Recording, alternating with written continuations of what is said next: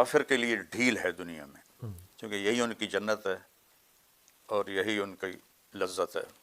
جب یہ میرے پاس آئیں گے تو پھر ان کو پتہ چل جائے گا کہ اللہ کی پکڑ کتنی شدید ہے۔ تم دنیا کے دیوانے بن جاؤ گے، دنیا کی محبت میں گرفتار ہو جاؤ گے اور موت کو تم برا سمجھنے لگ جاؤ گے۔ ایک زمانہ آنے والا ہے جب قومیں تمہیں اس طرح تقسیم کریں گی جیسے کھانے کے پیالے پر کھانا تقسیم ہوتا ہے۔ اگر ہم غزہ سے ہی آغاز کریں، کم از کم ہماری زندگیوں میں تو اتنی طویل جنگ غزہ میں نہیں ہوئی۔ ہر 4-5 سال کے بعد صورتحال اس طرح کی بنتی رہی ہے، لیکن وہ چند دنوں پر محیط ہوتی تھی اور چند 100 افراد متاثر ہوتے تھے۔ یہ 1 لاکھ سے زائد لوگ متاثر ہو گئے ہیں، کل جس کی آبادی 20 لاکھ کے لگ بھگ ہے۔ کیا کہیں گے آپ؟ اللہ تعالیٰ کے 2 قانون ہیں، ایک غیر مسلم کے بارے اور ایک مسلم کے بارے۔ غیر مسلم کے لیے ہے ذرہم یأکلوا ویتمتعوا ویلہہم الامل فسوف یعلمون ذرنی ومن خلقت وحیدا وجعلت له مالا ممدودا وبنین شہودا ومہدت له تمہیدا ذرنی والمکذبین اولی النعمت ومہلہم قلیلا۔ ایسی کئی آیات ہیں، میں نے صرف 3 آیات آپ کے سامنے پیش کی کہ اللہ اپنے نبی کو تسلی دیتے ہوئے فرماتے ہیں کہ آپ ان کو موج مستی کرنے دیں۔ یہ دنیا میں زہرت الحیات الدنیا، یہ دنیا کی کچھ رونق ہے جو ہم نے ان کو دی ہے۔ جب یہ میرے پاس آئیں گے تو پھر ان کو پتہ چل جائے گا کہ اللہ کی پکڑ کتنی شدید ہے۔ کافر کے لیے ڈھیل ہے دنیا میں، کیونکہ یہی ان کی جنت ہے اور یہی ان کی لذت ہے۔ تو موت کے بعد ان کے لیے کچھ نہیں، لیس لہم فی الآخرۃ الا النار، آگے ان کے لیے آخرت میں آگ کے سوا کچھ نہیں ہے۔ مسلمان کے لیے اللہ تعالیٰ کا قانون دوسرا ہے، وَلَنُذِيقَنَّهُم مِّنَ الْعَذَابِ الْأَدْنَىٰ دُونَ الْعَذَابِ الْأَكْبَرِ لَعَلَّهُمْ يَرْجِعُونَ، کہ ہم انہیں چھوٹے چھوٹے عذاب دیں گے، بڑا عذاب نہیں دیں گے، لَعَلَّهُمْ يَرْجِعُونَ، تاکہ یہ مرنے سے پہلے پہلے توبہ کر لیں۔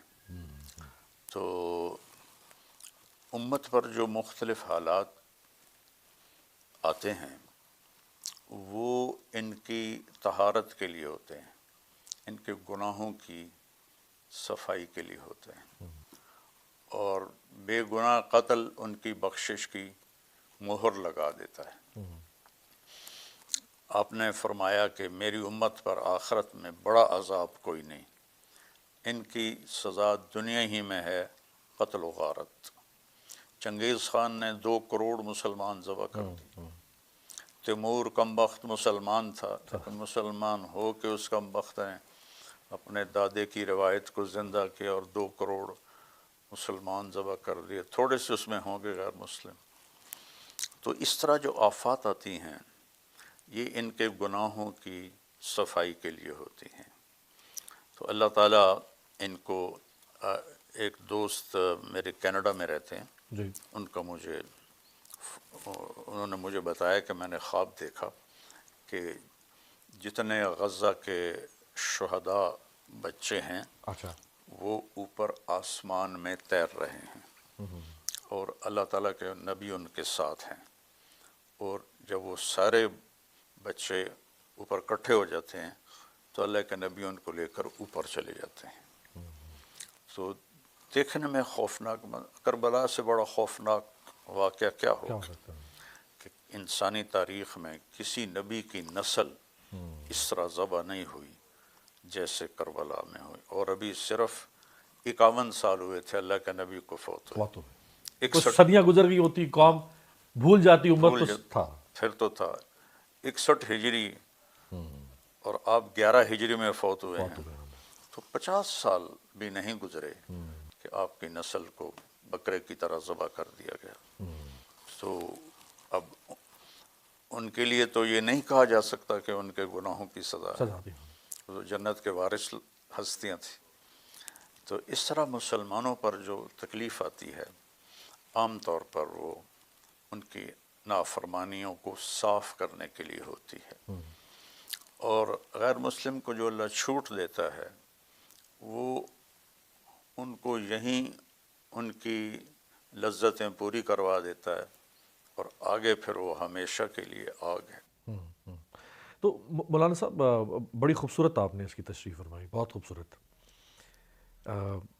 لیکن جس دور میں ہم جی رہے ہوں اس دور میں اگر ظلم ہو رہا ہو اس طرح کا، اور مسلمان طاقتیں ہوں، 56 اسلامی ملک ہوں، ایک سے بڑھ کر ایک ترم خان ملک ہو، کسی کے پاس تیل کی دولت، کسی کے پاس کوئی اور دولت، اور وہ کچھ نہ کر پائیں، اس پہ کیا فرمائیں گے؟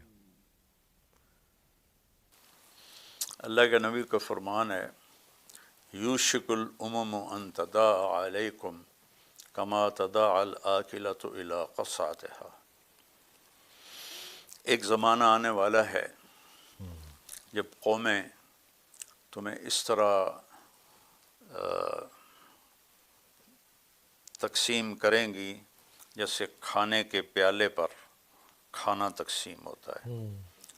عرب میں دستور ہے سب کٹھے کھاتے ہیں بڑے بڑے تھالوں میں، اب بھی وہ دستور ہے کہ بڑے تھال ہوتے ہیں، اس میں سارے کٹھے، آؤ بھائی تعال. تو کہا تمہارے ساتھ یہ حشر ہونے والا ہے.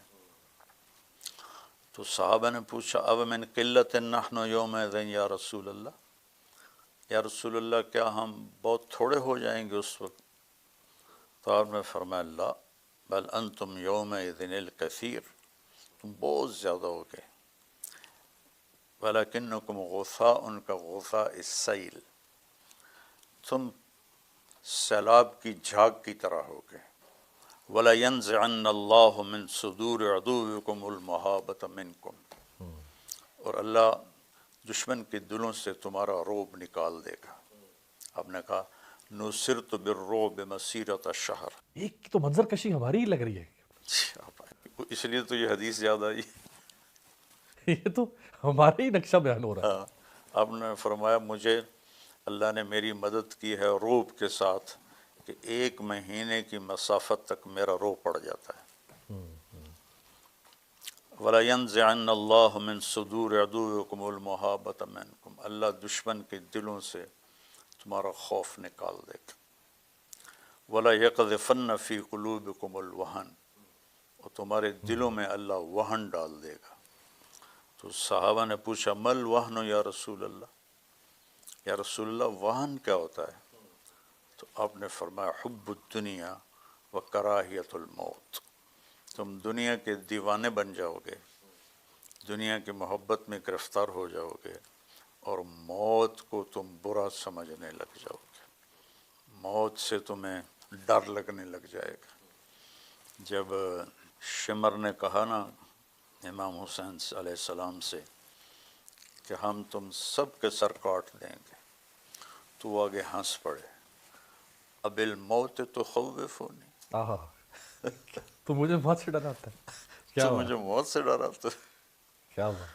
تو اب ہم تو کوئی موت کی بات بھی ہو تو اٹھ کے چلے جاتے ہیں، سنی نہیں جاتی. بہت خوبصورت، بہت خوبصورت بیان ماشاء اللہ.